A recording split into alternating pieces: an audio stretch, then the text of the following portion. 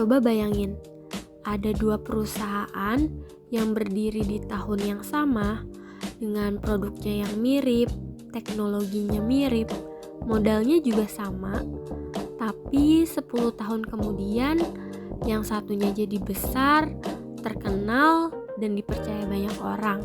Sementara yang satunya lagi hilang tanpa jejak. Kira-kira apa ya yang membedakan keduanya? Halo semuanya, Assalamualaikum warahmatullahi wabarakatuh. Perkenalkan, saya Yayah Rokayah, mahasiswa semester 7 Fakultas Psikologi Universitas Buana Perjuangan Karawang.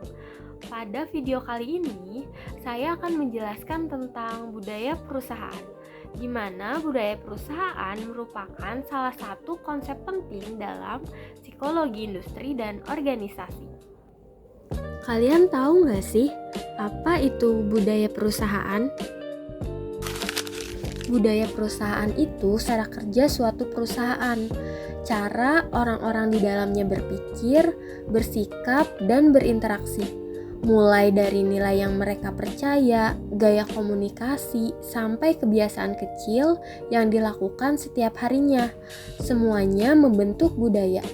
Itu sebabnya setiap perusahaan punya rasa yang berbeda.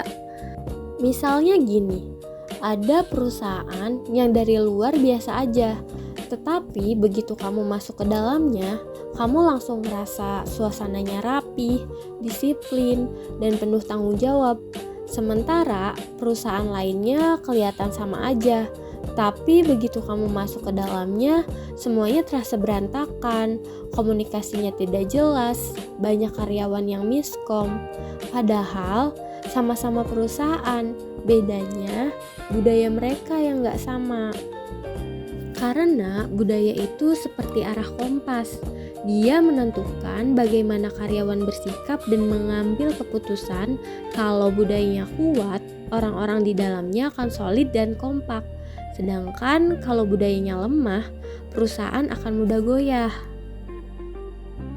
Nah, yang menariknya adalah budaya itu sebenarnya dijaga, bukan sekedar dibiarkan. Biasanya dimulai dari mencocokkan karyawan baru lewat proses seleksi. Perusahaan akan memilih orang-orang yang karakternya sesuai dengan nilai mereka. Setelah itu, ada pelatihan dan pembiasaan. Karyawan dibimbing supaya cara kerjanya selaras dengan nilai yang dianut oleh perusahaan. Lalu ada peran pemimpin. Pemimpin itu seperti wajah budaya di dalam suatu perusahaan. Cara mereka bekerja dan bersikap secara otomatis akan ditiru oleh karyawannya. Dan seiring waktu, budaya dijaga lewat cerita-cerita lama, tradisi kecil, kebiasaan, sampai penghargaan untuk perilaku yang dianggap baik oleh perusahaan. Kalau hal-hal seperti ini dijalankan terus-menerus, budaya akan tetap hidup meskipun perusahaan tumbuh dan berkembang. Kalau budayanya sudah kuat, perusahaan tidak perlu aturan yang rumit untuk mengatur karyawan. Orang-orangnya sudah tahu apa yang harus dilakukan karena nilai itu sudah melekat dalam cara mereka bekerja. Budaya juga punya banyak fungsi penting. Dia membedakan perusahaan satu dengan yang lainnya, membuat karyawan merasa memiliki identitas, meningkatkan rasa kebersamaan, dan menjadi panduan untuk bersikap dalam kegiatan sehari-hari. Intinya, budaya membuat perusahaan memiliki arah yang jelas. Jadi, budaya perusahaan itu bukan cuma slogan atau tulisan manis di dinding. Budaya adalah fondasi yang menentukan bagaimana perusahaan berjalan dan kemana perusahaan akan melangkah. Kalau budayanya kuat, perusahaan akan tumbuh dengan kuat. Dan kalau budayanya rapuh, perusahaan bisa mudah runtuh kapan saja. Terima kasih sudah menonton. Saya Yayah Rokayah. Sampai ketemu di video selanjutnya.